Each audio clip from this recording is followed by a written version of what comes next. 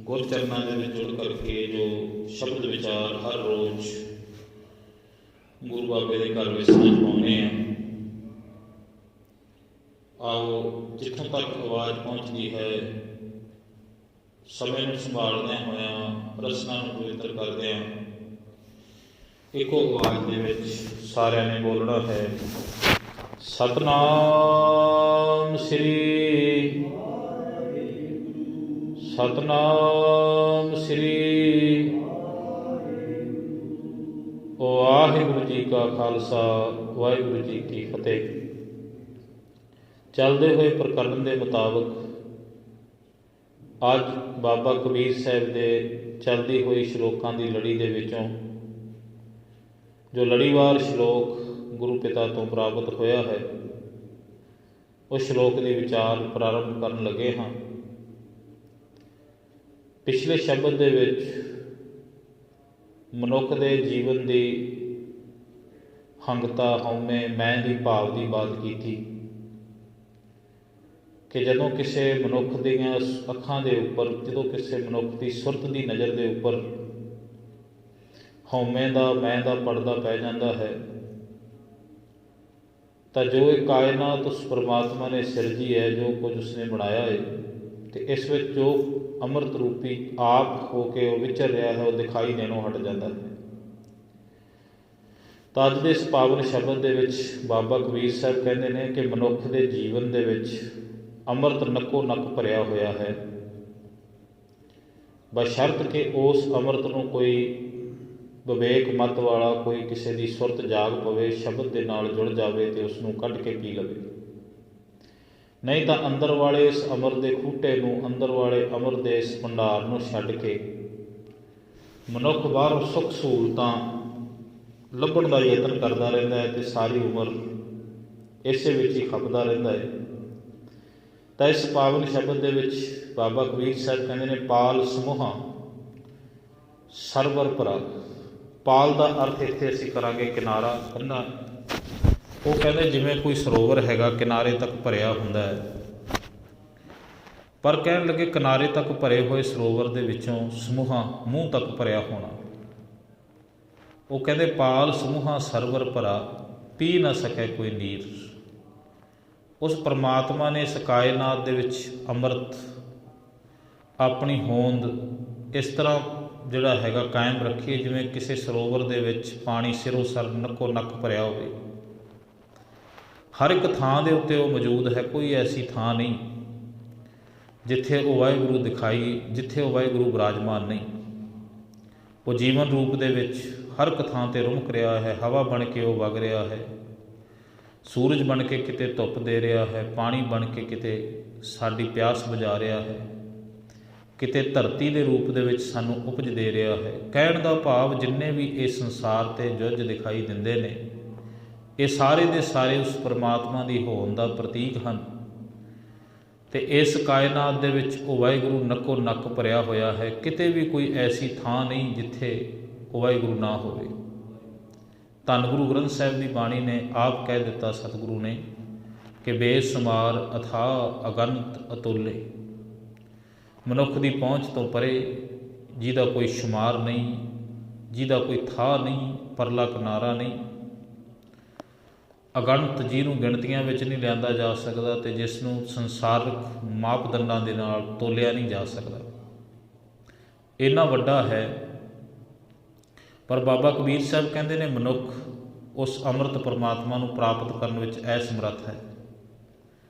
ਜਿਵੇਂ ਇੱਕ ਪਪੀਹਾ ਸਮੁੰਦਰ ਦੇ ਕਿਨਾਰੇ ਬੈਠਾ ਹੈ ਪਰ ਪਾਣੀ ਪੀਣ ਵਿੱਚ ਅਸਮਰੱਥ ਹੈ, ਉਸੇ ਤਰ੍ਹਾਂ ਮਨੁੱਖ ਉਸ ਪਾਲ ਸਮੂਹਾਂ ਸਰਵਰ, ਕਹਿਣ ਦਾ ਭਾਵ ਇਹ ਸਰੀਰ ਰੂਪੀ ਸਰੋਵਰ ਜਿਹਦੇ ਵਿੱਚ ਪਰਮਾਤਮਾ ਆਪ ਬੈਠਾ ਹੈ, ਇਹਦੇ ਵਿੱਚ ਹੀ ਮਨੁੱਖ ਦਾ ਵਾਸ ਹੈ। ਪਰ ਫਿਰ ਵੀ ਇਸ ਸਰੀਰ ਰੂਪੀ ਸਰੋਵਰ ਦੇ ਵਿੱਚੋਂ ਉਸ ਪਰਮਾਤਮਾ ਰੂਪੀ ਅੰਮ੍ਰਿਤ ਨੂੰ ਇਹ ਪਹਿਚਾਣ ਨਹੀਂ ਸਕਦਾ। ਕਾਰਨ ਹੈ ਇਸ ਨੇ ਆਪਣੀ ਸੁਰਤ ਉਹਦੇ ਵੱਲੋਂ ਮੋੜ ਲਈ ਹੈ। ਧੰਨ ਗੁਰੂ ਗ੍ਰੰਥ ਸਾਹਿਬ ਦੀ ਪਾਵਨ ਬਾਣੀ ਦੇ ਵਿੱਚ ਇੱਕ ਸ਼ਬਦ ਸਤਿਗੁਰੂ ਸੱਚੇ ਪਾਤਸ਼ਾਹ ਨੇ ਅੰਕਿਤ ਕੀਤਾ। ਉਹ ਕਹਿੰਦੇ, ਏਕੇ ਸੇਜ ਵਿਸ਼ੀ ਧਨ ਕੰਤਾ, ਧਨ ਸੂਤੀ ਪਿਰ ਸਦ ਜਾਗੰਤਾ। ਧਨ ਦਾ ਅਰਥ ਇੱਥੇ ਇਸਤਰੀ ਕਰਾਂਗੇ, ਕੰਤ ਦਾ ਅਰਥ ਇੱਥੇ ਪਤੀ ਕਰਾਂਗੇ। ਸਾਹਿਬ ਪਾਤਸ਼ਾਹ ਕਹਿੰਦੇ ਏਕਾ ਸੇਜ ਵਿਸ਼ੀ ਧਨ ਕੰਤਾ, ਤਨ ਸੂਤੀ ਫਿਰ ਸਦ ਜਾਗੰਤਾ। ਉਹ ਕਹਿੰਦੇ ਨੇ ਜਿਵੇਂ ਕੋਈ ਇਸਤਰੀ ਤੇ ਉਸਦਾ ਭਰਤਾ, ਉਸਦਾ ਪਤੀ ਇੱਕੋ ਘਰ ਦੇ ਵਿੱਚ ਰਹਿੰਦੇ ਨੇ।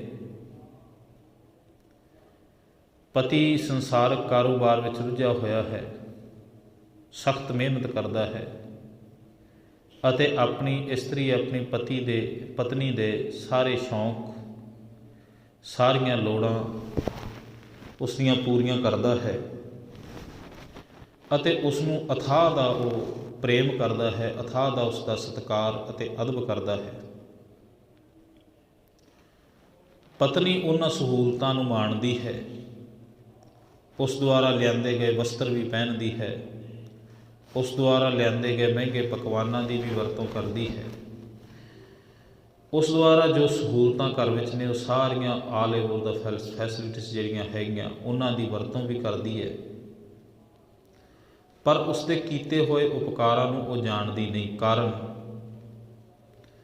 ਕਿਉਂਕਿ ਉਸ ਨੇ ਨਹੀਂ ਦੇਖਿਆ ਕਿ ਉਹ ਪਤੀ ਘਰ ਤੋਂ ਬਾਹਰ ਕਿਤਨੀ ਮਿਹਨਤ, ਕਿਤਨੀ ਮੁਸ਼ੱਕਤ ਦੇ ਨਾਲ ਸਭ ਕੁਝ ਕਰ ਰਿਹਾ ਹੈ ਅਤੇ ਰਾਤ ਦੇ ਵਕਤ ਵੀ ਉਹ ਸੌਣ ਦਾ ਯਤਨ ਨਹੀਂ ਕਰਦਾ, ਆਪਣੇ ਘਰ ਦੀਆਂ ਸਹੂਲਤਾਂ ਬਾਰੇ ਸੋਚਦਾ ਰਹਿੰਦਾ ਹੈ, ਪਤਨੀ ਦੇ ਸੁੱਖ ਬਾਰੇ ਸੋਚਦਾ ਹੈ। ਹਰ ਵਕਤ ਉਹ ਜਾਗ ਰਿਹਾ ਹੈ, ਪਰ ਉਹ ਬੋਲ ਕੇ ਕੁਝ ਦੱਸਦਾ ਨਹੀਂ।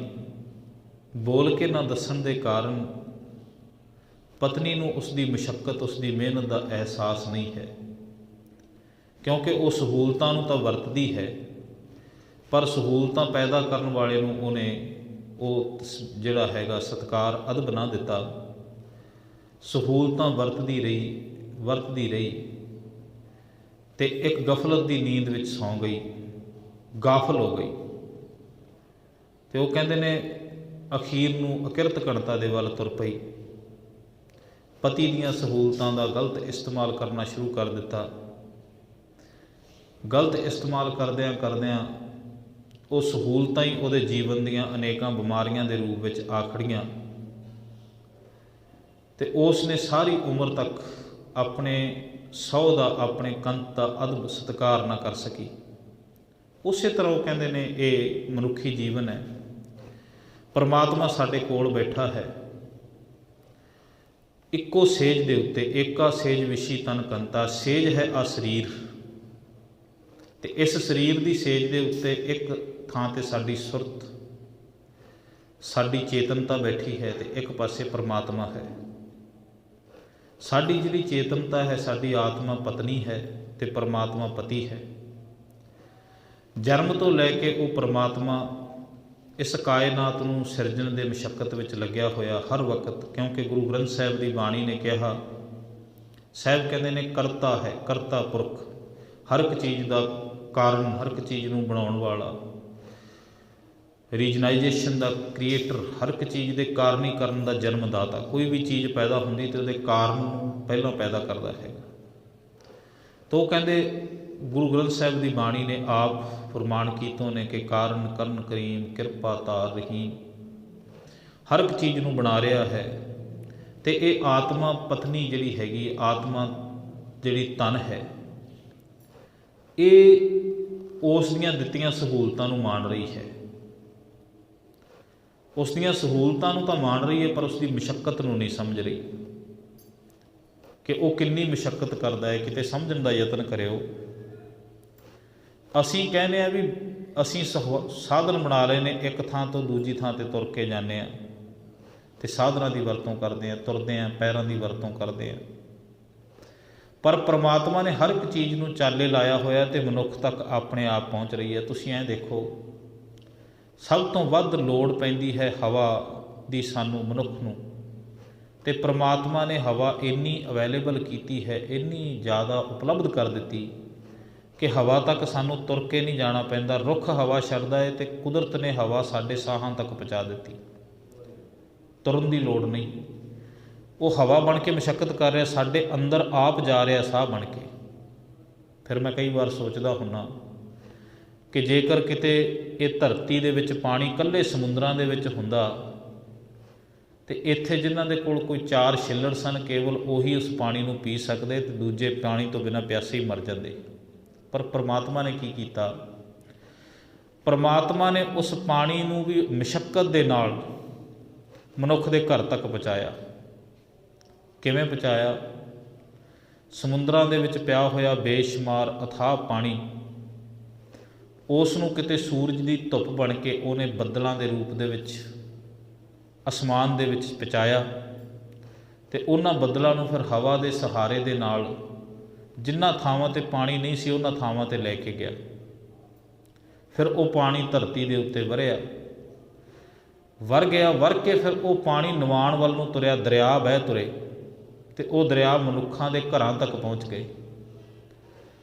ਫਿਰ ਦਰਿਆ ਵਗ ਕੇ ਪਾਣੀ ਫਿਰ ਪਰਤ ਕੇ ਸਮੁੰਦਰ ਵਿੱਚ ਚਲਾ ਗਿਆ, ਪਰ ਮਨੁੱਖ ਨੂੰ ਫਿਰ ਲੋੜ ਸੀ ਪਾਣੀ ਦੀ, ਤੇ ਬਾਕੀ ਦਾ ਪਾਣੀ ਧਰਤੀ ਵਿੱਚ ਸਮਾ ਗਿਆ ਕਿ ਬੰਦੇ ਨੂੰ ਲੋੜ ਪਵੇ ਤੇ ਜਿੱਥੇ ਟੋਆ ਪੱਟੇ ਉੱਥੋਂ ਪਾਣੀ ਕੱਢ ਕੇ ਪੀ ਲਵੇ।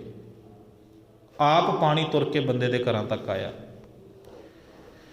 ਫਿਰ ਮਨੁੱਖ ਨੂੰ ਖੁਰਾਕ ਦੀ ਲੋੜ ਸੀ, ਤਾਂ ਪਰਮਾਤਮਾ ਨੇ ਇਸ ਸਮੁੱਚੀ ਕਾਇਨਾਤ ਦੇ ਵਿੱਚ ਮਿੱਟੀ ਦੇ ਵਿੱਚ ਉਹਨਾਂ ਪਾਣੀ, ਕਿਉਂਕਿ ਖੁਰਾਕੀ ਤੱਤ ਜਿਹੜੇ ਨੇ ਪਹਾੜਾਂ ਦੇ ਉੱਪਰ ਪਏ ਸਨ, ਤੇ ਜਿਹੜਾ ਪਾਣੀ ਪਹਾੜਾਂ ਦੀਆਂ ਉੱਚੀਆਂ ਚੋਟੀਆਂ ਤੋਂ ਧਰਤੀ ਤੱਕ ਪਹੁੰਚਿਆ, ਉਹ ਪਾਣੀ ਇਕੱਲਾ ਨਹੀਂ ਆਇਆ, ਫਿਰ ਉਹਨੇ ਖੁਰਾਕੀ ਤੱਤ ਵੀ ਸਾਡੀ ਮਿੱਟੀ ਤੱਕ ਲੈ ਕੇ ਆਂਦੇ।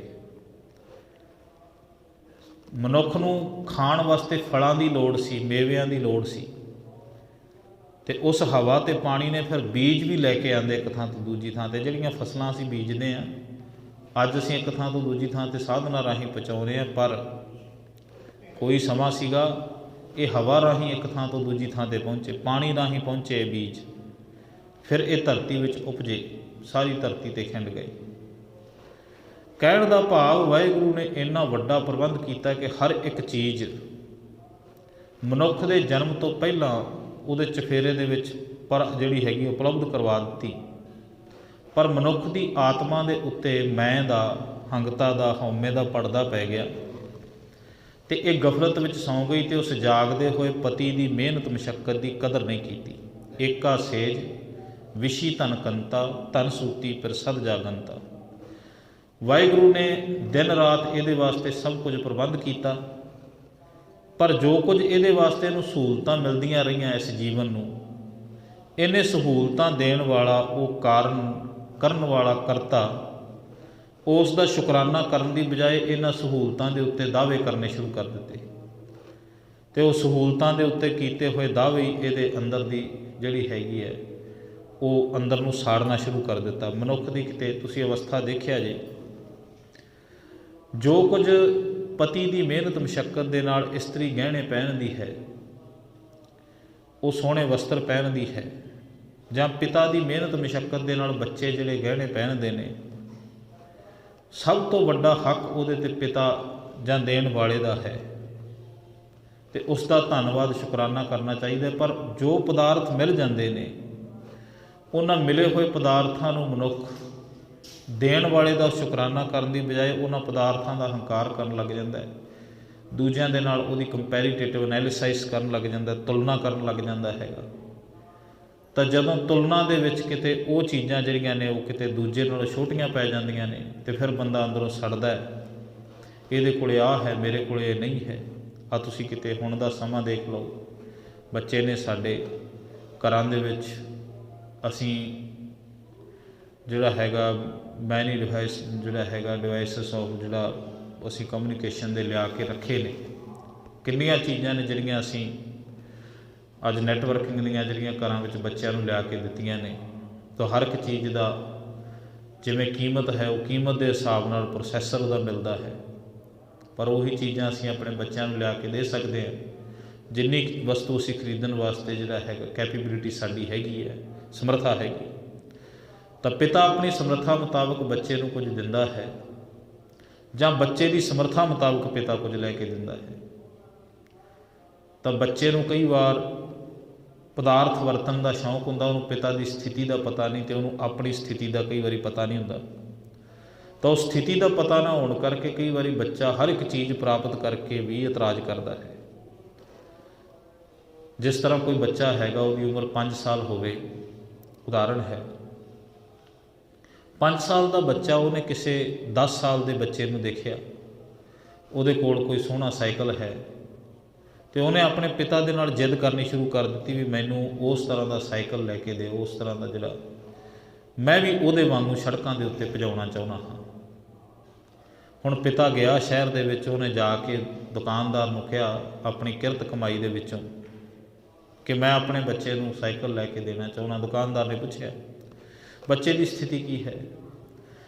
ਬੱਚੇ ਦੀ ਉਮਰ 5 ਸਾਲ ਹੈ। ਪਿਤਾ ਨੇ ਹੁਣ ਜਦੋਂ ਦੁਕਾਨਦਾਰ ਨੂੰ ਇਹ ਦੱਸਿਆ ਕਿ ਬੱਚੇ ਦੀ ਉਮਰ 5 ਸਾਲ ਹੈ ਤਾਂ ਦੁਕਾਨਦਾਰ ਨੇ ਉਸ 5 ਸਾਲ ਦੀ ਉਮਰ ਦੇ ਵਾਸਤੇ 3-4 ਜਿਹੜੇ ਅਲੱਗ-ਅਲੱਗ ਆਈਟਮਾਂ ਦਿਖਾ ਦਿੱਤੀਆਂ, ਸਾਈਕਲ ਦਿਖਾ ਦਿੱਤੇ। ਉਹ ਕਹਿੰਦਾ ਵੀ ਭਾਈ ਸਾਹਿਬ ਇਹ 1500 ਦਾ ਹੈ, ਇਹਦੀ ਕੀਮਤ 2000 ਹੈ, ਇਹਦੀ ਕੀਮਤ 3500 ਹੈ, ਇਹਦੀ ਕੀਮਤ 5000 ਹੈ। ਤੁਸੀਂ 5 ਸਾਲ ਦੇ ਬੱਚੇ ਵਾਸਤੇ ਖਰੀਦਣਾ ਚਾਹੁੰਦੇ ਤਾਂ ਅਲੱਗ-ਅਲੱਗ ਕੀਮਤ ਦੀਆਂ ਚੀਜ਼ਾਂ ਪਈਆਂ ਨੇ 4। ਹੁਣ ਪਿਤਾ ਦੇ ਕੋਲ 5000 ਦੀ ਚੀਜ਼ ਖਰੀਦਣ ਵਾਲੀ ਜੇ ਨਾ ਤਾਂ ਸਮਰੱਥਾ ਹੈ, 1500 ਦੀ ਚੀਜ਼ ਉਹ ਖਰੀਦਣੀ ਨਹੀਂ ਚਾਹੁੰਦਾ ਅਤੇ ਉਹ ਵਿਚਕਾਰ ਵਾਲਾ ਜਿਹੜਾ ਦਰਮਿਆਨਾ ਸਾਈਜ਼ ਹੈ 2000 ਦਾ ਉਹਨੇ ਸਾਈਕਲ ਖਰੀਦ ਲਿਆ, ਉਹਨੇ ਬੱਚੇ ਨੂੰ ਲਿਆ ਕੇ ਦਿੱਤਾ। ਪਿਤਾ ਦੇ ਕੋਲ ਸਮਰੱਥਾ ਸੀਗੀ 2000 ਰੁਪਈਆ ਖਰਚ ਕਰਨ ਦੀ, ਉਹਨੇ ਖਰਚ ਦਿੱਤਾ, ਆਪਣੇ ਪੁੱਤਰ ਨੂੰ ਲਿਆ ਕੇ ਦਿੱਤਾ। ਉਹਨੇ 2 ਚੀਜ਼ਾਂ ਦਾ ਧਿਆਨ ਰੱਖਿਆ, ਇੱਕ ਤਾਂ ਉਹਨੇ ਆਪਣੀ ਸਮਰੱਥਾ ਦਾ ਖਿਆਲ ਰੱਖਿਆ ਅਤੇ ਦੂਜਾ ਉਹਨੇ ਆਪਣੇ ਪੁੱਤਰ ਦੀ ਸਥਿਤੀ ਦੇਖੀ, ਆਪਣੀ ਸਮਰੱਥਾ ਅਤੇ ਪੁੱਤਰ ਦੀ ਸਥਿਤੀ, 2 ਚੀਜ਼ਾਂ। ਉਹ ਕਹਿੰਦੇ ਉਹਨੇ ਦੋਵੇਂ ਚੀਜ਼ਾਂ ਨੂੰ ਧਿਆਨ ਵਿੱਚ ਰੱਖਦਿਆਂ ਆਪਣੇ ਬੱਚੇ ਨੂੰ ਚੀਜ਼ ਲਿਆ ਕੇ ਦਿੱਤੀ ਕਿ ਮੇਰੇ ਕੋਲ ਇਸ ਵਕਤ ਇੰਨਾ ਹੈ, ਮੈਂ ਇੰਨਾ ਹੀ ਦੇ ਸਕਦਾ ਅਤੇ ਮੇਰੇ ਬੱਚੇ ਦੇ ਕੋਲ ਇੰਨੀ ਕੁ ਸਮਰੱਥਾ ਕਿ ਉਹ ਇੰਨਾ ਹੀ ਚਲਾ ਸਕਦਾ ਹੈਗਾ, ਇਸ ਤੋਂ ਵੱਧ ਨਹੀਂ। ਪਿਤਾ ਨੇ ਲਿਆ ਕੇ ਉਹ ਸਾਈਕਲ ਬੱਚੇ ਨੂੰ ਦੇ ਦਿੱਤਾ, ਪਰ ਬੱਚੇ ਦੇ ਅੰਦਰ ਉਹਦੀਆਂ ਅੱਖਾਂ 'ਤੇ ਪੱਟੀ ਵੱਜੀ। ਉਹਨੇ ਜੋ ਬਾਹਰ ਬੱਚਿਆਂ ਨੂੰ ਘੁੰਮਦਿਆਂ ਦੇਖਿਆ ਹੈ, ਹਾਲਾਂਕਿ ਉਹ 10 ਸਾਲ ਉਮਰ ਦੇ ਵਿੱਚ 5 ਸਾਲ ਵੱਡੇ ਨੇ ਉਹਦੇ ਤੋਂ, ਉਹਨੇ ਜਿਹੜਾ ਉਹਨਾਂ ਨੂੰ ਬਾਹਰ ਘੁੰਮਦਾ ਹੋਇਆ ਦੇਖਿਆ ਨਾ, ਉਹਦੇ ਅੰਦਰ ਉਹ ਚੀਜ਼ ਜ਼ਿਹਨ ਵਿੱਚ ਉਹਦੇ ਘਰ ਕਰਕੇ ਬੈਠੀ। ਇਸ ਕਰਕੇ ਉਹ ਕਹਿੰਦਾ ਵੀ ਇਹ ਮੈਨੂੰ ਪਸੰਦ ਨਹੀਂ, ਮੈਨੂੰ ਤਾਂ ਉਹ ਚਾਹੀਦਾ ਹੈਗਾ ਜਿਹੜਾ ਮੈਂ ਬਾਹਰ ਦੇਖਿਆ ਹੈ। ਹੁਣ ਪਿਤਾ ਸਮਝਾਉਂਦਾ ਕਿ ਉਹ ਤੇਰੇ ਜਿਹੜਾ ਮੁਕਾਬਲਤਨ ਠੀਕ ਨਹੀਂ ਹੈ, ਤੂੰ ਉਸ ਨੂੰ ਚਲਾ ਨਹੀਂ ਸਕੇਗਾ, ਤੂੰ ਉਸ ਨੂੰ ਵਰਤ ਨਹੀਂ ਸਕੇਗਾ, ਕਿਉਂ? ਤੇਰੀ ਉਮਰ ਨਹੀਂ ਹੈ ਉਸ ਨੂੰ ਵਰਤਣ ਵਾਲੀ। ਪਰ ਪੁੱਤਰ ਜਿੱਦ ਕਰਦਾ ਹੈ। ਹੁਣ ਜਿੱਦ ਕਰਕੇ ਪਿਤਾ ਦੀ ਦਿੱਤੀ ਹੋਈ ਚੀਜ਼ ਨੂੰ ਸੰਭਾਲਣ ਦੀ ਥਾਂ ਦੇ ਉੱਤੇ ਉਸ ਨੂੰ ਨਕਾਰ ਦਿੰਦਾ ਹੈ ਅਤੇ ਪਿਤਾ ਤੋਂ ਵੀ ਹੌਲੀ ਹੌਲੀ ਮਨਫੀ ਹੋ ਜਾਂਦਾ, ਮੁਨਕਰ ਵੀ ਮੇਰਾ ਪਿਤਾ ਮੇਰੀਆਂ ਗੱਲਾਂ ਨਹੀਂ ਮੰਨਦਾ। ਅਸਲ ਦੇ ਵਿੱਚ ਇਹ ਗੱਲ ਕਿਸੇ ਪਿਤਾ ਅਤੇ ਪੁੱਤਰ ਦੀ ਨਹੀਂ, ਇਹ ਗੱਲ ਅਕਾਲ ਪੁਰਖ ਵਾਹਿਗੁਰੂ ਪਰਮਾਤਮਾ ਅਤੇ ਸਾਡੀ ਹੈ। ਪਰਮਾਤਮਾ ਜਦੋਂ ਸਾਨੂੰ ਕੋਈ ਦਾਤਾਂ ਦਿੰਦਾ ਹੈਗਾ, ਸਭ ਤੋਂ ਪਹਿਲਾਂ ਤਾਂ ਉਹ ਸਮਾਂ ਦੇਖਦਾ ਹੈ, ਉਹਦੀ ਆਪਣੀ ਸਮਰੱਥਾ ਹੈ। ਉਹ ਹਰ ਇੱਕ ਚੀਜ਼ ਨੂੰ ਪੈਦਾ ਕਰਨ ਦਾ ਉਹਨੇ ਸਮਾਂ ਰੱਖਿਆ ਹੈ, ਹਰ ਇੱਕ ਚੀਜ਼ ਨੂੰ, ਵਸਤੂ ਨੂੰ ਪੈਦਾ ਕਰਨ ਵਿੱਚ ਸਮਰੱਥ ਹੈ। ਪਰ ਕੁਦਰਤ ਨੇ ਆਪਣਾ ਨਿਯਮ ਬਣਾਇਆ ਹੈ। ਗੁਰੂ ਗ੍ਰੰਥ ਸਾਹਿਬ ਦੀ ਬਾਣੀ ਕਹਿੰਦੀ ਹੈ, ਹੁਕਮੈ ਅੰਦਰ ਸਭ ਕੋ ਬਾਹਰ ਹੁਕਮ ਨਾ ਕੋਏ। ਪਰਮਾਤਮਾ ਨੇ ਹੁਕਮ ਇੱਕ ਐਸੀ ਚੀਜ਼ ਪੈਦਾ ਕੀਤੀ ਹੈ ਜਿਹਦੇ ਤੋਂ ਆਪ ਵੀ ਕਦੇ ਬਾਹਰ ਨਹੀਂ ਹੁੰਦਾ। ਉਹਨੇ ਕੁਦਰਤ ਨੂੰ ਕਦੇ ਹੁਕਮ ਨੂੰ, ਕੁਦਰਤ ਕਦੇ ਨਹੀਂ ਤੋੜਦੀ, ਬੰਦਾ ਹੁਕਮ ਤੋੜਨ ਦਾ ਯਤਨ ਕਰਦਾ। ਇਸੇ ਕਰਕੇ ਸਭ ਤੋਂ ਪਹਿਲਾਂ ਤਾਂ ਕੁਦਰਤ ਦੇ ਨਿਜ਼ਾਮ ਨੂੰ ਉਹ ਦੇਖਦਾ ਹੈ ਕਿ ਜਿਹੜੀ ਚੀਜ਼ ਇਹ ਮੇਰਾ ਬੱਚਾ, ਮੇਰਾ ਪੁੱਤਰ ਜਾਂ ਜੋ ਮਨੁੱਖ ਮੈਂ ਸਿਰਜਿਆ ਹੈਗਾ ਇਹ ਮੰਗ ਰਿਹਾ, ਇਹ ਕੁਦਰਤ ਦੇ ਨਿਜ਼ਾਮ ਮੁਤਾਬਕ ਠੀਕ ਹੈ ਕਿ ਨਹੀਂ।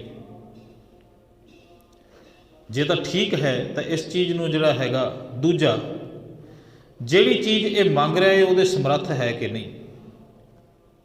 ਜੇ ਇਹ ਉਸ ਚੀਜ਼ ਨੂੰ ਵਰਤਣ ਦੇ ਸਮਰੱਥ ਹੈ ਤਾਂ ਇਹਨੂੰ ਉਹ ਚੀਜ਼ ਦਿੱਤੀ ਜਾਵੇ, ਕਿਉਂਕਿ ਸਮਰੱਥਾ ਤੋਂ ਬਿਨਾਂ ਜੋ ਚੀਜ਼ਾਂ ਜਦੋਂ ਆਉਂਦੀਆਂ ਨੇ ਬੰਦੇ ਕੋਲ, ਉਹਨਾਂ ਦੀ ਮਿਸਯੂਜ਼ ਕਰਦਾ, ਗਲਤ ਵਰਤੋਂ ਕਰਦਾ ਹੈ, ਅਰਾਜਕਤਾ ਫੈਲਾਉਂਦਾ ਹੈ। ਜਿਨ੍ਹਾਂ ਲੋਕਾਂ ਦੇ ਕੋਲ ਸਮਰੱਥਾ ਤੋਂ ਬਿਨਾਂ ਤਾਕਤ ਆ ਜਾਂਦੀ ਹੈ ਉਹ ਬੰਦੇ, ਹੁਣ ਬਾਹਰੀ ਤੌਰ 'ਤੇ ਅਸੀਂ ਦੇਖ ਲਓ ਕਿ ਜਿਨ੍ਹਾਂ ਲੋਕਾਂ ਦੇ ਕੋਲ ਸਮਰੱਥਾ ਨਹੀਂ ਸੀ, ਵੱਡੀਆਂ ਵੱਡੀਆਂ ਤੁਸੀਂ ਕਿਤੇ ਰਾਜਨੀਤਿਕ ਪਾਰਟੀਆਂ ਨੂੰ ਦੇਖ ਲਓ, ਵੱਡੇ ਵੱਡੇ ਰਾਜਾਂ ਨੂੰ ਦੇਖ ਲਓ, ਤਾਂ ਉਹ ਜੇ ਸਮਰੱਥਾ ਤੋਂ ਬਿਨਾਂ ਕਿਸੇ ਨੂੰ ਦੇ ਦਿੱਤੇ ਗਏ ਤਾਂ ਉਹਨਾਂ ਲੋਕਾਂ ਨੇ ਉਹਨੂੰ ਬਰਬਾਦ ਕਰ ਦਿੱਤਾ।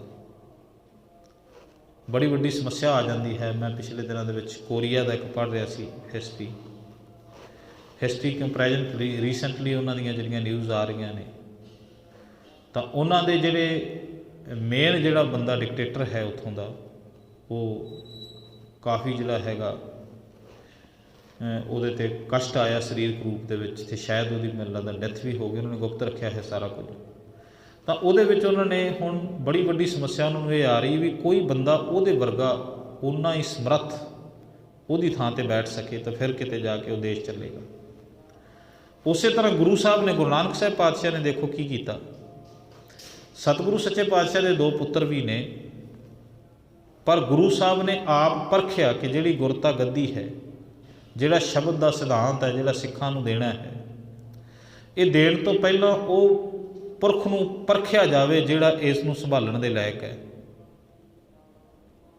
ਤੇ ਫਿਰ ਸਭ ਤੋਂ ਪਹਿਲਾਂ ਪੁੱਤਰਾਂ ਨੂੰ ਰਾਤ ਦੇ ਵਕਤ ਕਿਹਾ ਗਿਆ ਕਿ ਵਸਤਰ ਧੋ ਕੇ ਲੈ ਕੇ ਆਉਣੇ ਨੇ, ਰਾਤ ਦਾ ਵਕਤ ਹੈ। ਤੇ ਪੁੱਤਰ ਕਹਿੰਦੇ ਨੇ ਬਾਪੂ ਦਿਨ ਚੜ੍ਹੇਗਾ, ਦਿਨ ਵੇਲੇ ਵੀ ਵਸਤਰ ਜਿਹੜੇ ਧੋਤੇ ਜਾ ਸਕਦੇ ਨੇ। ਗੁਰੂ ਸਾਹਿਬ ਕਹਿੰਦੇ ਵੀ ਹੁਣੇ ਧੋਣੇ ਨੇ, ਜ਼ਰੂਰਤ ਹੈ। ਭਾਈ ਲਹਿਣਾ ਨੂੰ ਜਦੋਂ ਕਿਹਾ ਗਿਆ ਕਿ ਵਸਤਰ ਧੋਣੇ ਨੇ, ਤੇ ਉਹ ਕਹਿੰਦੇ ਨੇ ਠੀਕ ਹੈ ਧੋ ਲਿਆਉਣੇ ਹਨ, ਧੋ ਕੇ ਸੁਕਾਉਣੇ ਵੀ ਨੇ। ਉਹ ਕਹਿੰਦੇ ਠੀਕ ਹੈ ਸੁਕਾ ਦਿੰਦੇ ਹਾਂ।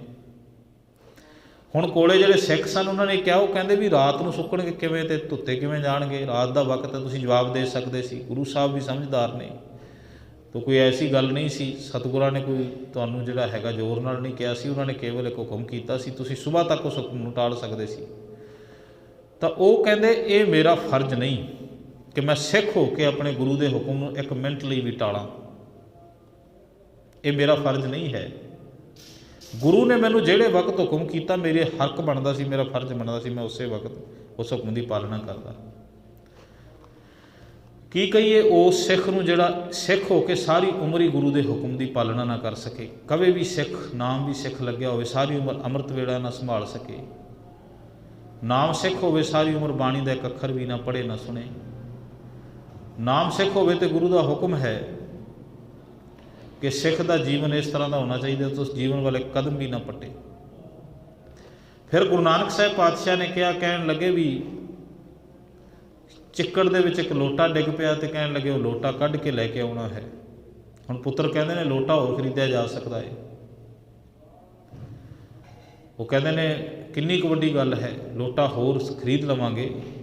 ਤੇ ਫਿਰ ਪਹਿਲੀ ਗੱਲ, ਜੇ ਚਿੱਕੜ ਵਿੱਚ ਸੁੱਟਣਾ ਹੀ ਸੀ, ਕੱਢਣਾ ਹੀ ਸੀ, ਤੇ ਫਿਰ ਸੁੱਟਿਆ ਕਿਉਂ? ਇਸ ਤਰ੍ਹਾਂ ਦੇ ਤਰਕ ਵਿਤਰਕ ਕਰਦੇ ਨੇ। ਤੇ ਜਦੋਂ ਇਸ ਤਰ੍ਹਾਂ ਦੀਆਂ ਗੱਲਾਂ ਕਰਦੇ ਨੇ, ਭਾਈ ਲਹਿਣਾ ਜੀ ਨੂੰ ਆਖਿਆ ਜਾਂਦਾ ਉਹ ਚਿੱਕੜ ਦੇ ਵਿੱਚੋਂ ਜਾ ਕੇ ਲੋਟਾ ਕੱਢ ਲਿਆਉਂਦੇ ਨੇ। ਤਾਂ ਇਹਨਾਂ ਸਾਖੀਆਂ ਦੇ ਵਿੱਚੋਂ ਸਾਨੂੰ ਕੇਵਲ ਇੰਨਾ ਹੀ ਨਹੀਂ ਕਿ ਗੁਰੂ ਸਾਹਿਬ ਕੋਈ ਕੌਤਕ ਵਰਤਾ ਰਹੇ, ਜਿਹਨੇ ਸ਼ਕਤੀ ਵਰਤਾ ਰਹੇ, ਬਿਲਕੁਲ ਨਹੀਂ। ਗੁਰੂ ਸਾਹਿਬ ਸਾਨੂੰ ਸਮਝਾ ਰਹੇ ਨੇ ਕਿ ਜਿਹੜਾ ਪੁੱਤਰ ਆਪਣੇ ਪਿਤਾ ਦੇ ਧਰੋਹਰ ਨੂੰ ਨਹੀਂ ਸਾਂਭ ਸਕਦਾ, ਉਹ ਆਪਣੇ ਪਿਤਾ ਦਾ ਸਤਿਕਾਰ ਨਹੀਂ ਕਰਦਾ, ਅਦਬ ਨਹੀਂ ਕਰਦਾ, ਉਹਦੀ ਵਰਤੋਂ ਠੀਕ ਨਹੀਂ ਕਰਦਾ। ਤਾਂ ਕਹਿਣ ਲੱਗੇ ਉਹ ਆਪਣੇ ਪਿਤਾ ਦਾ ਅਦਬ ਉਹਦੇ ਅੰਦਰ ਨਹੀਂ ਹੈ। ਪਿਤਾ ਦੇ ਹੁਕਮ ਨੂੰ ਮੰਨਣਾ ਜ਼ਰੂਰੀ ਹੈ ਪੁੱਤਰ ਵਾਸਤੇ, ਕਿਉਂਕਿ ਉਸ ਪਿਤਾ ਤੋਂ ਉਸ ਪੁੱਤਰ ਦੇ ਪ੍ਰਾਣ ਆਏ ਨੇ, ਉਹਦਾ ਜੀਵਨ ਆਇਆ ਹੈ। ਉਸੇ ਤਰ੍ਹਾਂ ਗੁਰੂ ਦੇ ਹੁਕਮ ਨੂੰ ਮੰਨਣਾ ਸਿੱਖ ਵਾਸਤੇ ਜ਼ਰੂਰੀ ਹੈ, ਤੇ ਪ੍ਰਮਾਤਮਾ ਦੇ ਹੁਕਮ ਨੂੰ ਮੰਨਣਾ ਮਨੁੱਖ ਵਾਸਤੇ ਜ਼ਰੂਰੀ ਹੈ। ਤੇ ਪ੍ਰਮਾਤਮਾ ਦਾ ਹੁਕਮ ਕੀ ਹੈ? ਜੋ ਉਸ ਵਾਹਿਗੁਰੂ ਨੇ ਸਾਨੂੰ ਇਹ ਸਰੀਰ ਰੂਪੀ ਧਰੋਹਰ ਦਿੱਤਾ ਹੈ, ਪਹਿਲਾਂ ਤਾਂ ਜੇ ਚਿੱਕੜ ਵਿੱਚ ਡਿੱਗ ਪਵੇ ਤੇ ਇਹਨੂੰ ਕੱਢਣਾ ਹੈ। ਇਹ ਨਹੀਂ ਕਹਿਣਾ ਇਹ ਸਰੀਰ ਜੇ ਚਿੱਕੜ ਵਿੱਚ ਡਿੱਗਿਆ ਹੈ ਨਾ, ਤੇ ਇਹ ਲੋਟਾ ਤਾਂ ਹੋ ਸਕਦਾ ਅਸੀਂ ਨਵਾਂ ਖਰੀਦ ਲਈਏ, ਪਰ ਇਹ ਸਰੀਰ ਜੇ ਚਿੱਕੜ ਵਿੱਚ ਡਿੱਗ ਪਵੇ ਤੇ ਇਹਨੂੰ ਕੱਢਣਾ ਬਹੁਤ ਔਖਾ ਹੈ, ਇਹ ਨਹੀਂ ਮਿਲੇਗਾ ਪਰਤ ਕੇ ਦੁਬਾਰਾ। ਤਾਂ ਗੁਰੂ ਨੇ ਜਦੋਂ ਹੁਕਮ ਕਰ ਦਿੱਤਾ ਕਿ ਸਰੀਰ ਨੂੰ ਚਿੱਕੜ 'ਚੋਂ ਕੱਢ, ਕਿਹੜੇ ਚਿੱਕੜ 'ਚੋਂ ਕੱਢਣਾ ਹੈ? ਅੱਖਾਂ ਨੂੰ ਕੱਢਣਾ ਹੈ ਬੁਰਾ ਦੇਖਣ ਤੋਂ। ਇਹ ਚਿੱਕੜ ਵਿੱਚ ਫਸੀਆਂ ਹੋਈਆਂ ਨੇ, ਇਹਨਾਂ ਨੂੰ ਕਿਸੇ ਮਨੁੱਖ ਦੇ ਵਿੱਚੋਂ ਮਨੁੱਖ ਨਹੀਂ ਨਜ਼ਰ ਆਉਂਦਾ, ਇਹਨਾਂ ਨੂੰ ਮਨੁੱਖ ਦੇ ਵਿੱਚੋਂ ਹਿੰਦੂ, ਮੁਸਲਮਾਨ, ਸਿੱਖ, ਈਸਾਈ ਨਜ਼ਰ ਆਉਂਦੇ ਨੇ। ਇਹ ਚਿੱਕੜ ਹੈ, ਹੋਰ ਕੀ ਹੈ? ਇਹਨਾਂ ਦੇ ਵਿੱਚੋਂ ਬੰਦੇ ਨੂੰ ਬੰਦਾ ਨਹੀਂ ਦਿਸਦਾ। ਇਹ ਬੰਦੇ ਨੂੰ ਦੇਖਣ ਦਾ ਨਜ਼ਰੀਆ ਇਹਨਾਂ ਦਾ ਉਹਦੇ ਕੱਪੜਿਆਂ ਦੇ ਦੁਆਰਾ ਹੈ ਕਿ ਕਿਹੋ ਜਿਹੇ ਕੱਪੜੇ ਪਹਿਨੇ ਨੇ, ਤੇ ਜੇ ਬੁਰੇ ਕੱਪੜੇ ਪਹਿਨੇ ਨੇ ਤਾਂ ਨਫ਼ਰਤ ਹੈ, ਜੇ ਚੰਗੇ ਪਹਿਨ ਲਏ ਤਾਂ ਫਿਰ ਉਹਨੂੰ ਨੇੜੇ ਬਿਠਾ ਲੈਣਾ ਹੈ। ਇਹਨਾਂ ਨੂੰ ਕਿਸੇ ਮਨੁੱਖ ਦੇ ਵਿੱਚੋਂ ਪਰਮਾਤਮਾ ਦੀ ਝਲਕ ਨਹੀਂ ਪੈਂਦੀ। ਇਹ ਇਹੋ ਜਿਹੇ ਚਿੱਕੜ ਵਿੱਚ ਖੁੱਭੀਆਂ ਹੋਈਆਂ ਨੇ ਕਿ ਇਹਨਾਂ ਨੂੰ ਮਨੁੱਖ ਦੇ ਵਿੱਚੋਂ ਰੰਗ ਦਿਖਾਈ ਦਿੰਦਾ ਹੈ ਕਿ ਗੋਰਾ ਹੈ, ਕਿ ਕਾਲਾ ਹੈ, ਕਿ ਚਿੱਟਾ ਹੈ। ਇਹਨਾਂ ਨੂੰ ਜਾਤਾਂ ਪਾਤਾਂ ਦੇ ਵਿਤਕਰੇ ਦਿਖਾਈ ਦਿੰਦੇ ਨੇ, ਇਹਨਾਂ ਨੂੰ ਇਸ ਤਰ੍ਹਾਂ ਦਾ ਦਿਖਾਈ ਦਿੰਦਾ। ਇਹਨਾਂ ਨੂੰ ਕਿਸੇ ਇਸਤਰੀ ਦੇ ਵਿੱਚੋਂ ਮਾਂ ਦੀ, ਭੈਣ ਦੀ ਝਲਕ ਨਹੀਂ ਪੈਂਦੀ, ਹੋਰ ਕੁਝ ਦੇਖਣ ਦਾ ਯਤਨ ਕਰਦੀਆਂ ਨੇ। ਇਹਨਾਂ ਅੱਖਾਂ ਨੂੰ ਹਰ ਇੱਕ ਥਾਂ ਦੇ ਉੱਤੇ ਗੰਦਗੀ ਨਜ਼ਰ ਆਉਣ ਲੱਗ ਪਈ ਤੇ ਚਿੱਕੜ ਨਾਲ ਭਰ ਗਈਆਂ ਨੇ। ਉਸੇ ਹਾਲਤ ਉਸੇ ਤਰ੍ਹਾਂ ਦੀ ਕੰਨਾਂ ਦੀ ਹੋ ਗਈ ਹੈ। ਕੰਨਾਂ ਦੇ ਸਾਡੇ ਬਰਤਨ ਵੀ ਚਿੱਕੜ ਵਿੱਚ ਡਿੱਗ ਪਏ ਨੇ, ਤੇ ਇਹਨਾਂ ਕੰਨਾਂ ਨੂੰ ਚੰਗਾ ਕੁਝ ਸੁਣਾਈ ਨਹੀਂ ਦਿੰਦਾ। ਬਾਣੀ ਸੁਣਨ ਵਾਲੀ ਗੁਰੂ ਗ੍ਰੰਥ ਸਾਹਿਬ ਸੱਚੇ ਪਾਤਸ਼ਾਹ ਕਹਿੰਦੇ ਨੇ, ਮੈਂ ਨਹੀਂ ਕਹਿ ਰਿਹਾ, ਸਾਹਿਬ ਪਿਤਾ ਕਹਿੰਦੇ ਨੇ, ਬੁਰੇ ਕਾਮ ਕੋ ਊਠ ਖਲੋਇਆ नाम की बेड़ा पै पै सोया। ये कन नाम नहीं सुनना चाहते, ये कन कथा नहीं सुनना चाहते, ये कन कीर्तन नहीं सुनना चाहते, तो उही कन लच्चर गीत ला के घंटियां बंदी कन्नां दे विच टूटियां ला के सुनते रहंदे ने। उही कन जिहड़ा हैगा होर अनेकां चीज़ां नूं सुन सकते हैं, पर यही अखां जिहड़ियां ने होर अनेकां रंग तमाशे देख सकदियां ने, पर बाणी दे दर्शन नहीं कर सकदियां। बंदा कई बार इतराज़ करदा, वो कहंदा जी मैं बाणी पढ़दा हाँ तो मैनूं नींद आउण लग जांदी, अखां मिचण लग जांदियां ने। मैं तो अनेकां लोग कथा सुणदे होए सुत्ते देखे ने, बाणी सुणदे होए सौ जांदे ने। क्यों? क्योंकि कन्नां नूं अखां नूं सुणन दी आदत नहीं है बाणी, ते जिहड़ी चीज़ नूं सुणन दी आदत ना होवे ਉਹ ਫਿਰ ਉਹਨੂੰ ਇਗਨੋਰ ਕਰਨ ਲੱਗ ਜਾਂਦਾ ਹੈ, ਡਿਨਾਇਲ ਕਰਦਾ ਹੈ। ਅਤੇ ਜਿਹੜੀ ਚੀਜ਼ ਨੂੰ ਅਸੀਂ ਡਿਨਾਈ ਕਰ ਦਈਏ ਉਹ ਫਿਰ ਉਹਦੇ ਵੱਲ ਸੁਰਤ ਨਹੀਂ, ਅਤੇ ਜਿੱਥੇ ਸਾਡੀ ਸੁਰਤ ਨਹੀਂ, ਸੁਰਤ ਤੋਂ ਬਿਨਾਂ ਜਿਹੜਾ ਹੈਗਾ ਧਿਆਨ ਨੂੰ ਜੋੜਨਾ ਬੜਾ ਔਖਾ ਹੈ। ਗੁਰੂ ਨਾਨਕ ਸਾਹਿਬ ਪਾਤਸ਼ਾਹ ਨੂੰ ਭਾਈ ਮਰਦਾਨਾ ਜੀ ਨੇ ਇੱਕ ਬਾਤ ਕਹੀ ਸੀ। ਭਾਈ ਮਰਦਾਨਾ ਜੀ ਕਹਿੰਦੇ, ਸਤਿਗੁਰੂ ਤੁਸੀਂ ਮੈਨੂੰ ਯਾਦ ਕਰਾਉਂਦੇ ਹੋ ਵਾਰੀ ਵਾਰੀ, ਮੈਂ ਭੁੱਲ ਜਾਂਦਾ ਹਾਂ। ਤੁਸੀਂ ਵਾਰੀ ਵਾਰੀ ਕਹਿੰਦੇ ਹੋ, किते मैं इतराज़ करदा भुख का, किते इतराज़ करदा गर्मी का, किते सर्दी का, किते कोई एतराज़ कर देना, किते कोई। सतगुरु तुसीं कहने हो पर मैं फिर भुल जाना। गुरु साहब कहते मरदाना जी असीं शब्दां ते तुसीं सुरत हो। बड़ी कीमती बात है, जन्म साखी दे विचों पढ़न नूं मैनूं मिली। कहण लगे मरदाना जी असीं शब्द हाँ ते तुसीं सुरत हो। बड़ा कठिन है शब्द ते सुरत नूं मिलाउणा, ते जिस दिन शब्द ਅਤੇ ਸੁਰਤ ਇੱਕ ਹੋ ਜਾਵੇ, ਇਹਨਾਂ ਨੂੰ ਵੱਖ ਕਰਨਾ ਵੀ ਬੜਾ ਮੁਸ਼ਕਿਲ ਹੈ। ਜਦੋਂ ਸ਼ਬਦ ਅਤੇ ਸੁਰਤ ਇੱਕ ਹੋ ਜਾਂਦੇ ਨੇ ਨਾ, ਫਿਰ ਤਾਂ ਚਮੜੀ ਲੈ ਜਾਂਦੀ, ਫਿਰ ਵੱਖ ਨਹੀਂ ਹੁੰਦੇ। ਅਤੇ ਸ਼ਬਦ ਅਤੇ ਸੁਰਤ ਨੂੰ ਇਕੱਠਾ ਕਰਨਾ ਵੀ ਬੜਾ ਔਖਾ ਹੈ। ਚੱਲਦੇ ਹੋਏ ਸ਼ਬਦ ਨਾਲ ਸੁਰਤ ਮਿਲ ਜਾਵੇ ਅਤੇ ਫਿਰ ਕਹਿੰਦੇ ਨੇ ਜੀਵਨ ਤਬਦੀਲ ਹੋ ਜਾਂਦਾ। ਹੁਣ ਸਾਡਾ ਪਤਾ ਕੀ ਹੋਇਆ, ਸਾਡੀ ਸੁਰਤ ਕੈਸਟਾਂ ਦੇ ਵਿੱਚ ਚੱਲਦੇ ਹੋਏ ਗੰਦੇ ਸ਼ਬਦਾਂ ਦੇ ਨਾਲ ਮਿਲ ਗਈ, ਅਤੇ ਹੁਣ ਕੀ ਹੈ, ਉਹ ਫਿਰ ਸੁਰਤ ਨੇ ਰੰਗ ਦਿਖਾਉਣੇ ਸ਼ੁਰੂ ਕਰ ਦਿੱਤੇ। ਜਿਹੜਾ ਕੁਝ ਸ਼ਬਦਾਂ ਦੇ ਵਿੱਚ ਗਾਉਣ ਵਾਲੇ ਨੇ ਕਿਹਾ, ਉਹੀ ਕੁਝ ਅਸੀਂ ਪਿੰਡੇ 'ਤੇ ਪਾ ਲਿਆ। ਗਾਉਣ ਵਾਲੇ ਨੇ ਸ਼ਬਦਾਂ ਦੇ ਵਿੱਚ ਕਹਿ ਦਿੱਤਾ ਹਥਿਆਰ ਚੱਕਣੇ ਨੇ, ਅਤੇ ਅਸੀਂ ਚੱਕ ਲਏ। ਸਾਨੂੰ ਪਰਪਜ ਨਹੀਂ ਸੀ ਪਤਾ ਕਿ ਉਹ ਚੱਕਣੇ ਕਿਉਂ ਨੇ। ਹਥਿਆਰ ਚੱਕਣਾ ਬੁਰੀ ਗੱਲ ਨਹੀਂ, ਪਰ ਹਥਿਆਰ ਨੂੰ ਚੱਕਣ ਦਾ ਪਰਪਜ ਉਪਲਕਸ਼ ਹੋਣਾ ਠੀਕ ਹੋਣਾ ਚਾਹੀਦਾ ਹੈ। ਹਥਿਆਰਾਂ ਦੇ ਨਾਲ ਦੁਨੀਆ ਦੇ ਵਿੱਚ ਬਹੁਤ ਕੁਝ ਸਥਾਪਿਤ ਹੋਇਆ, ਅਤੇ ਕਲਗੀਧਰ ਪਾਤਸ਼ਾਹ ਤਾਂ ਕਹਿੰਦੇ ਨੇ ਸ਼ਸਤਰਨ ਕੇ ਅਧੀਨ ਹੈ ਰਾਜ। ਦੁਨੀਆ ਦਾ ਕੋਈ ਰਾਜ ਅੱਜ ਤੱਕ ਕਦੇ ਮੰਗ ਕੇ ਨਹੀਂ ਮਿਲਿਆ, ਸ਼ਸਤਰਾਂ ਨਾਲ ਮਿਲਦੇ ਰਹੇ ਨੇ। ਦੁਨੀਆ ਦੇ ਸਾਰੇ ਰਾਜ ਹਥਿਆਰਾਂ ਨਾਲ ਸਥਾਪਿਤ ਹੋਏ ਨੇ, ਪਰ ਚੱਕਣ ਵਾਲੇ ਬੰਦੇ ਦੇ ਉੱਤੇ ਨਿਰਭਰ ਕਰਦਾ ਉਹ ਹਥਿਆਰ ਨੂੰ ਚੱਕ ਕਿਵੇਂ ਰਿਹਾ ਹੈ। ਇੱਕ ਬੰਦਾ ਹਥਿਆਰ ਚੱਕ ਕੇ ਕਿਸੇ ਦੀ ਜਿਹੜਾ ਹੈਗਾ ਪੱਤ ਨੂੰ ਲੁੱਟਦਾ ਹੈ, ਕਿਸੇ ਦੇ ਮੁਲਕ ਨੂੰ ਲੁੱਟਦਾ ਹੈ, ਅਤੇ ਇੱਕ ਬੰਦਾ ਹਥਿਆਰ ਚੱਕ ਕੇ ਉਸੇ ਮੁਲਕ ਦੀ ਰੱਖਿਆ ਕਰਦਾ ਹੈ। ਗਜਨਵੀ ਵਰਗਾ ਆਉਂਦਾ, ਅਹਿਮਦ ਸ਼ਾਹ ਅਬਦਾਲੀ ਆਉਂਦਾ, ਅਤੇ ਹਥਿਆਰ ਲੈ ਕੇ ਕੀ ਕਰਦਾ ਹੈ, ਹਿੰਦੁਸਤਾਨ ਦੀਆਂ ਬਹੂ ਬੇਟੀਆਂ ਨੂੰ ਬੰਨ੍ਹ ਕੇ ਲੈ ਜਾਂਦਾ ਹੈ।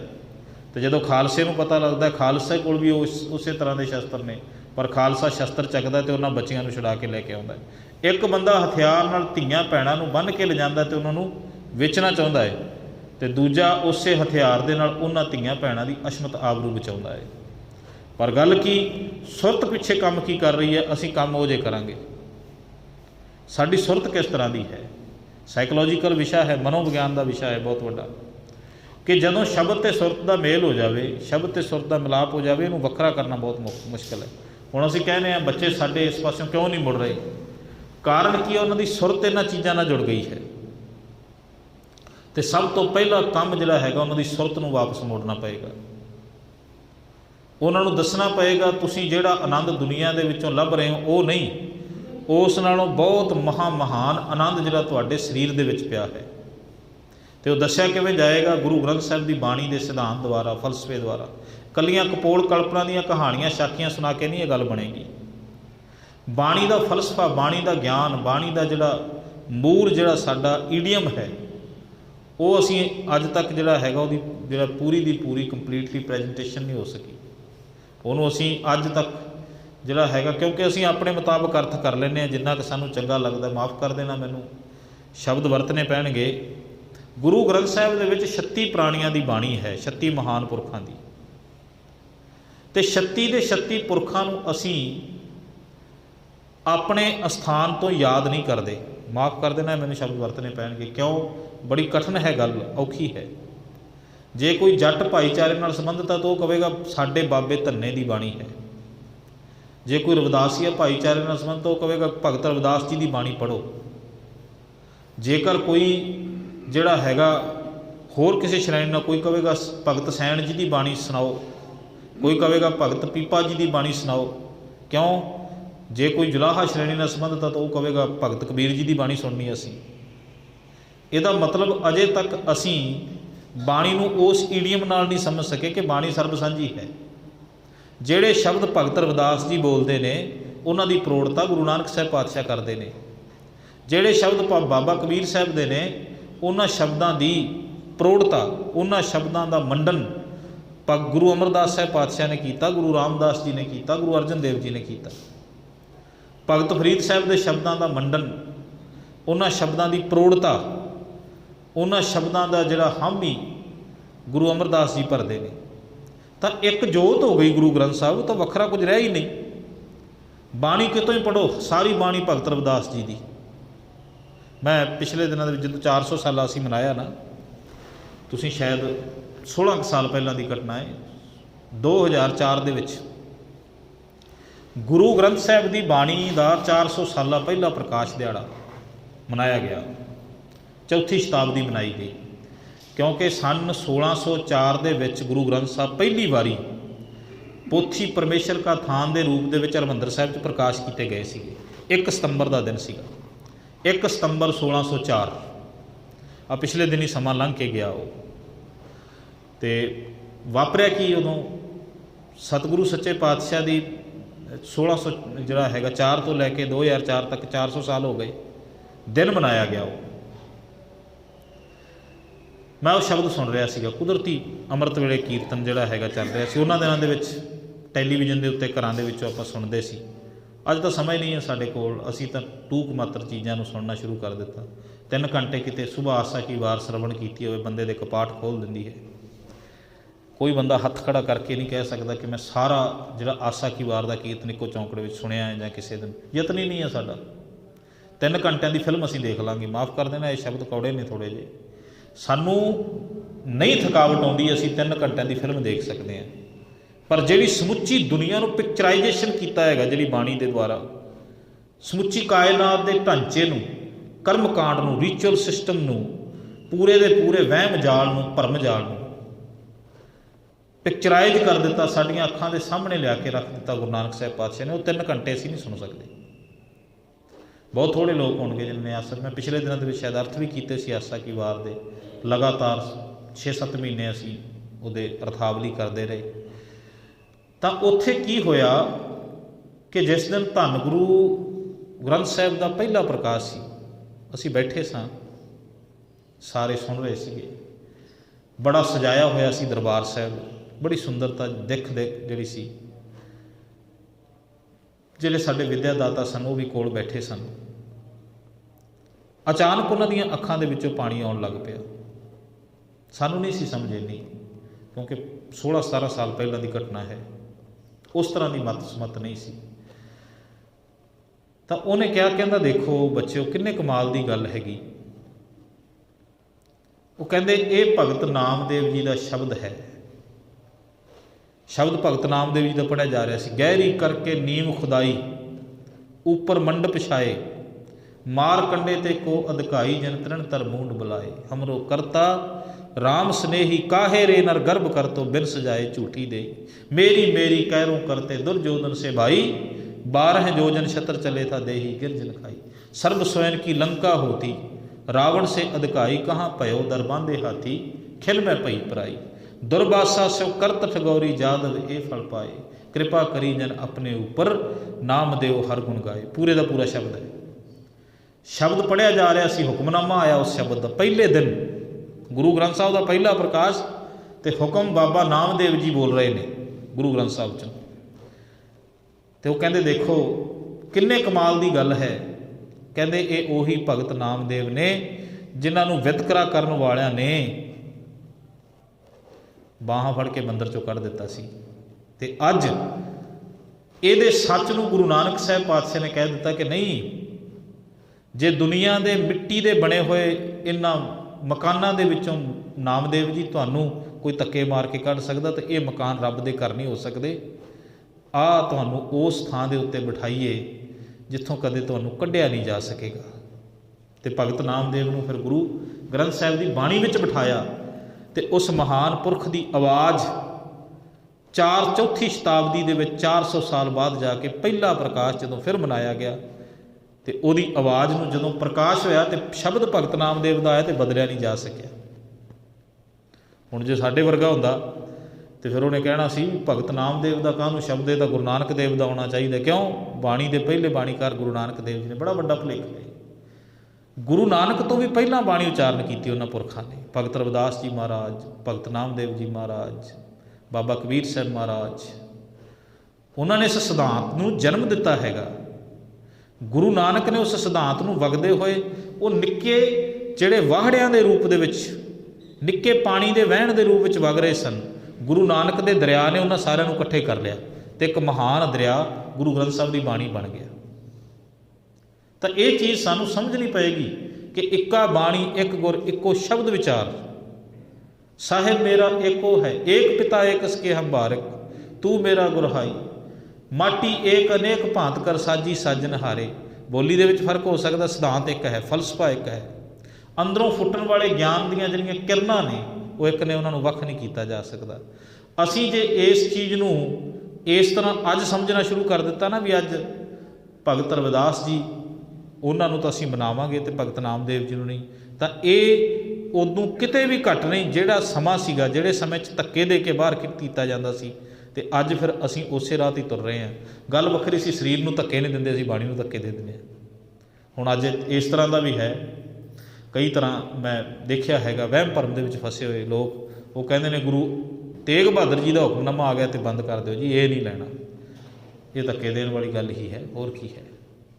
ਖਰ ਅੱਜ ਦੇ ਇਸ ਪਾਵਨ ਸ਼ਬਦ ਵਿੱਚ ਬਾਬਾ ਕਬੀਰ ਸਾਹਿਬ ਮਹਾਰਾਜ ਕਹਿੰਦੇ ਨੇ, ਉਹ ਕਹਿੰਦੇ ਕਬੀਰ ਪਾਲ ਸਮੂਹਾ ਸਰਵਰ ਪਰਾ। ਤੇਰੀ ਸੁਰਤ ਜਿਸ ਦਿਨ ਸ਼ਬਦ ਨਾਲ ਮਿਲ ਗਈ ਨਾ, ਉਸ ਦਿਨ ਤੈਨੂੰ ਪਤਾ ਲੱਗੇਗਾ ਅੰਤਰ ਅੰਮ੍ਰਿਤ ਖੂਟਾ ਭਰਿਆ ਸ਼ਬਦੇ ਕਾਢ ਪੀਏ ਪਨਹਾਰੀ।